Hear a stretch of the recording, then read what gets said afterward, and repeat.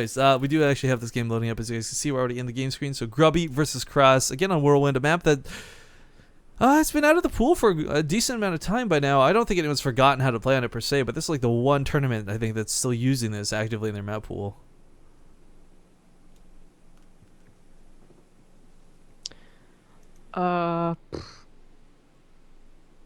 When was the last season we had Whirlwind? Was it the last season? No, because didn't they replace it with Ultrazine? Yeah, so it would have been 2 seasons ago. So that's Yeah. like 3 months now. 4 months. Oh god, I got scared someone was gonna lag out there for a second as we got into the game. Anyways, as you guys can see in the lower left corner of the map, by the minimap, it's a best of 5. That's where the score will always be displayed. Currently up 1 in this series, lower right corner of the map. It is going to be the Red Protoss. I forgot how to English for a second. My apologies. Grubby. And in the upper right, as the Blue Terran, it is Krass. So, it's really hard to say that he did anything wrong that last game. He just wasn't ready for what Grubby had coming for him. Again, just like the same way you expect an Oracle, you also expect the Templar and the Armored Zealots follow-up. Seeing Colossus like that was a real, I think, surprise, to say the least. Seeing the Colossus? Yeah, because, I mean, for a player who sees, like, okay, you're on the European ladder where, like, literally 10 games out of 10 games is, like, Oracle Opener into Charge Lot Storm. You see the Oracle Opener, your brain's gonna automatically click into that mode. And he had no scouting information for the longest time, right? Yeah, that's true. I feel like it really was a big surprise. You know, not only because he lost, obviously, but because of the empirical evidence. But like, even like his defense, if he had known, he had no idea it was coming, right? Even though he scouted a lot of gateways, I think he did. It just seemed like a big surprise because, you know, ideally, you not only have more bunkers, but you also don't fight in that choke. You actually have a concave on the top ramp, and suddenly that attack doesn't look nearly as powerful. And he didn't have any of that, so I feel like it was a really big surprise. And then he just got, like, you know, flustered, and then he reacted poorly. Like everything beyond that. Yeah. Krass's display, though, he's a good player, guys. Again, like his big debut in WCS showed, like, that this no-name player out of nowhere could kick a lot of ass, and hopefully we're going to see more of that here in the series. Again, it's one game in a best of 5. It's not the biggest deal. We can't super overly critically analyze it, but Grubby is a really good player who's had some fantastic results PvT lately. So, again, for Krass, it's going to be an uphill battle without question. Yeah.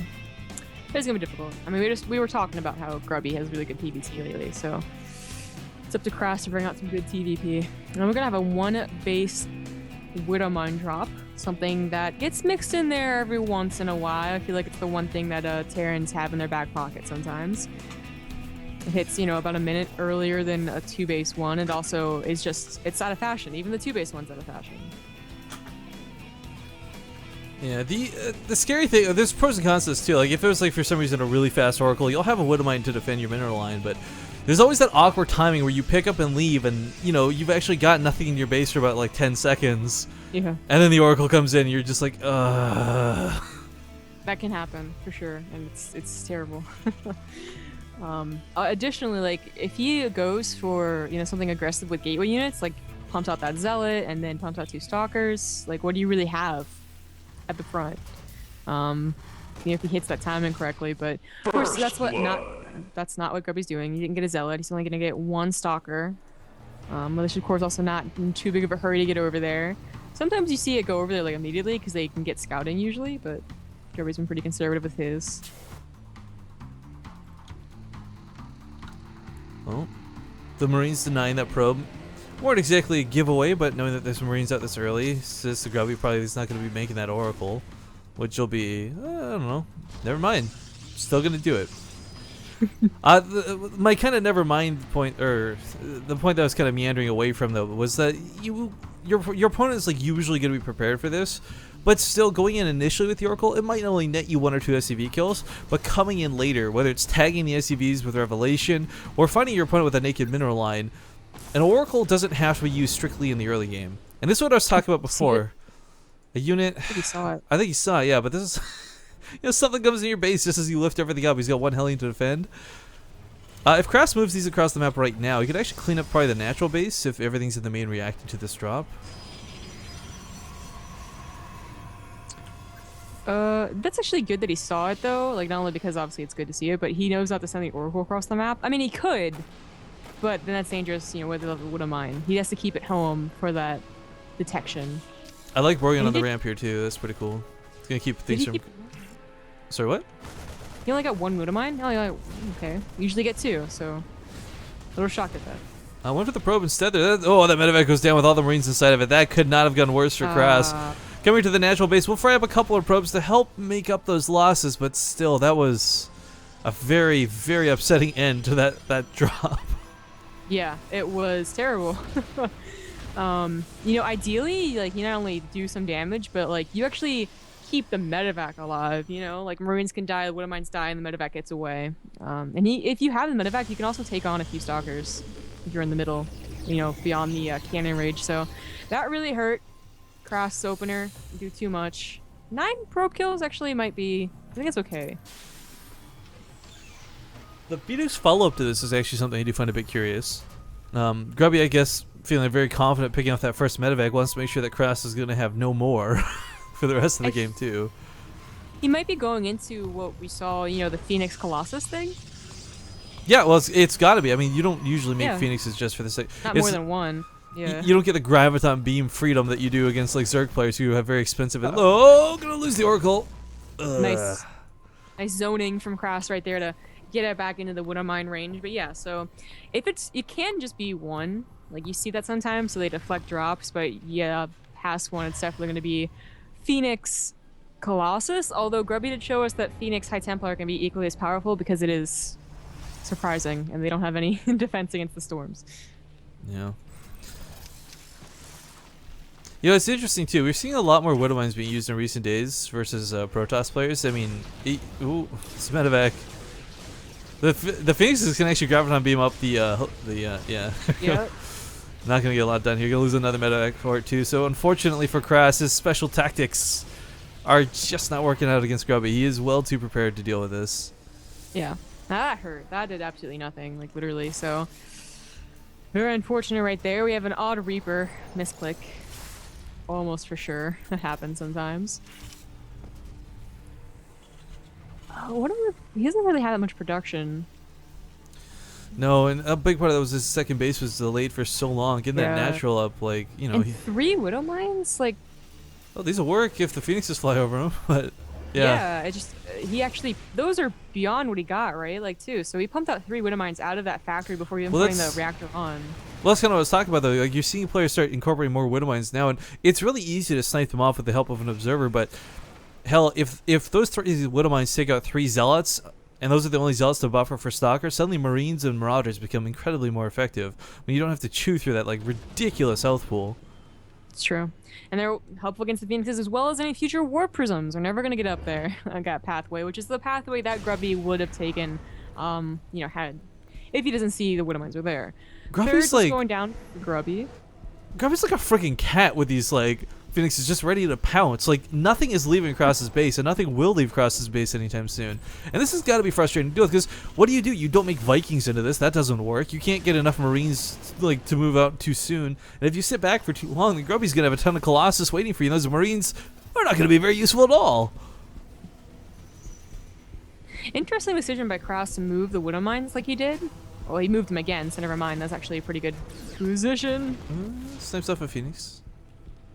Yeah. Originally, they were like in the corner, like below the Marines, so that was weird, but he is trying to get those, you know, really nice hits off in a clumped bunch of Phoenixes. That would be great for him. He doesn't have to worry about being at home anymore, or he doesn't have to worry about when he pushes out that his medevacs will die, because the medevacs are always the escape for a Terran in any matchup. You know, I pick up, I go home. With Phoenixes, not so much. Anything you're going to do, you're pretty much, you know, you're invested into it. Well, none of the observers here is going to no. pick these up, and this is really unfortunate. They are light units, so they take the bonus damage and Sims in, but I've never seen a Protoss player harass a Terran to such success with Phoenixes before. Like, Grubby, props to Grubby, he's making this work. He's even investing in the air weapon, so really wants to lay it on thick with the Phoenixes. Wow, that's, I didn't notice that, but yeah, that is weird.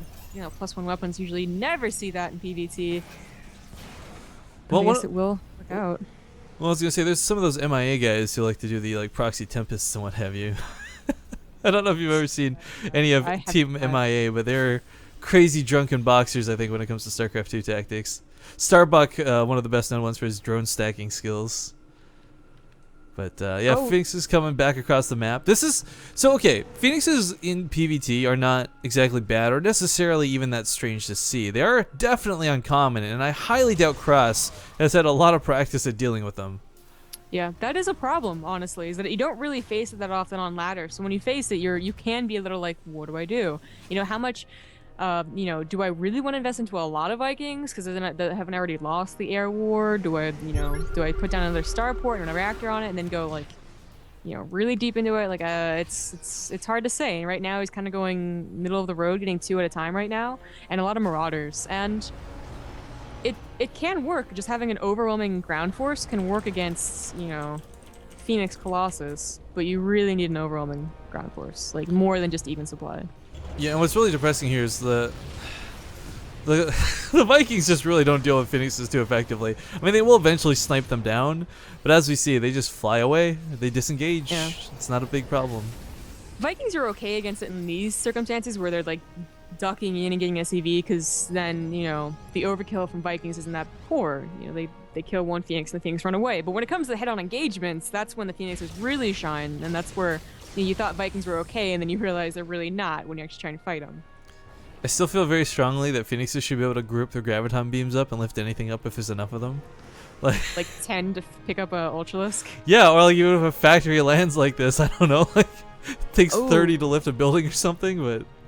I don't know if I really like the Ghost Academy. Not because ghosts are bad. EMPs are always good. EMPs will shut down the Phoenixes, though. They won't be able to graviton beam anymore. Oh, that's a good point. Yeah, I'm just worried about how, like, you know, how his economy is going to factor into how much he can get at Botech. Sustaining is going to be difficult, but you know, because Grubby went Colossus first and not for Storms, the Vikings already out are like more than manageable for what Grubby has as far as Colossus go. But the Vikings are going to soak up or waste so much time shooting those Phoenixes when the actual fight comes down that these Colossus are not going to get focused. And if they do, the Vikings are going to die faster than they'll kill the Colossus from the Phoenix fire. So there's a really dangerous situation for Krass to look out for. Well, he's now producing. He has, you know, finally put down another reactor on that starport. So 4 at a time's pretty healthy. And then it goes back to like tech switches, right? Like if you overinvest after the initial fight back into Vikings and then they just warp in nothing but High Templars, like you're in a bit of trouble. So it is going to be difficult for Krass. So no engagements have happened though, so no one's really been on the losing edge. I feel like Krass has been behind most of the game, but only by a little bit. And with the third base up and them nearly max, it's really like, you know, bridging that gap. So the upgrades are also like perfectly even somehow. So I didn't realize the fire on the map made sound. So I was zooming in to see if it would make me hear it better or not. I don't know why I thought that would make me hear it better, but anyways, yeah, a couple Zealots do get shut down. But now that Storm Tech coming up, this gets really scary for Krass, because coming into this late game scenario, his EMPs are really going to be what makes or breaks him when it comes to fighting Grubby here. And he hasn't gotten any ghosts, has he? No, he got Ghost Academy. Ghost. Oh, there's one. One ghost. Yeah, that's not gonna. No, I think. Not, so. Well, I think this one ghost is meant to just be for EMP on the Phoenixes. He's not thinking about Storms or Templar right now, but of course we know that that's sadly not going to be the situation. No drops have been going off either. And quite frankly, as a Terran player, like your biggest asset against the Protoss is splitting their forces, dropping left and right, trying to make sure that they can't react to your reactions. And unfortunately, the Phoenix have prevented this from happening completely and entirely. And it's kind of not too dissimilar. I like to refer to them as Mutalisks, as they just shut down drops as their primary goal. Yeah, I like it on this map too, because drops are pretty good against Protoss players on this map. War Prism might go down. The Vikings are chasing it. It's not. It's too fast, even without the speed boost. Yeah, counterattack didn't do anything. Well, it took some SCVs off the line, which could be something.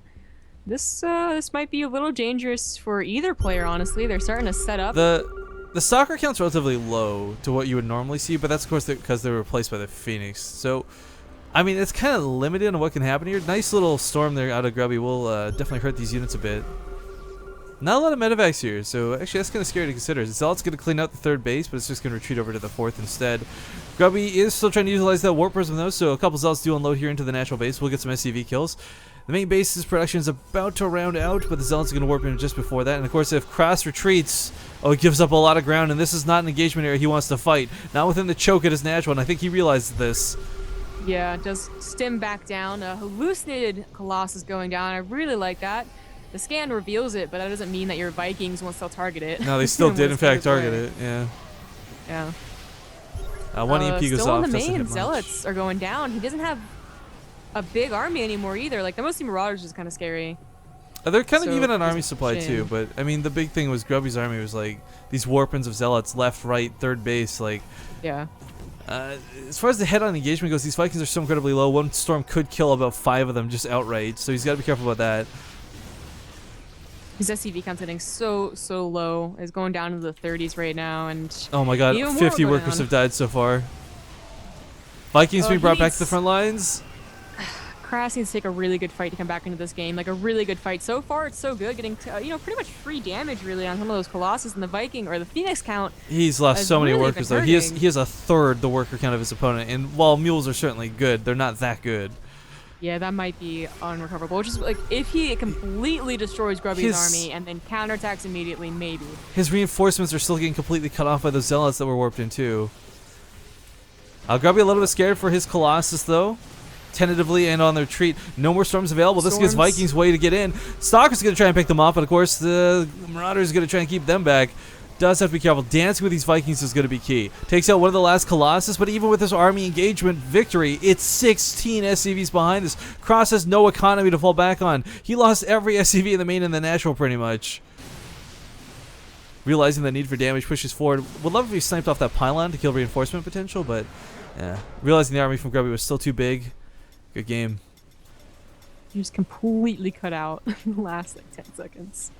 Oh, man, maybe that's Skype. Maybe it's I gotta figure out what's because that was happening when I was with Caitlin too the other day, but it's only at her end, not on mine. So I'm sorry about that.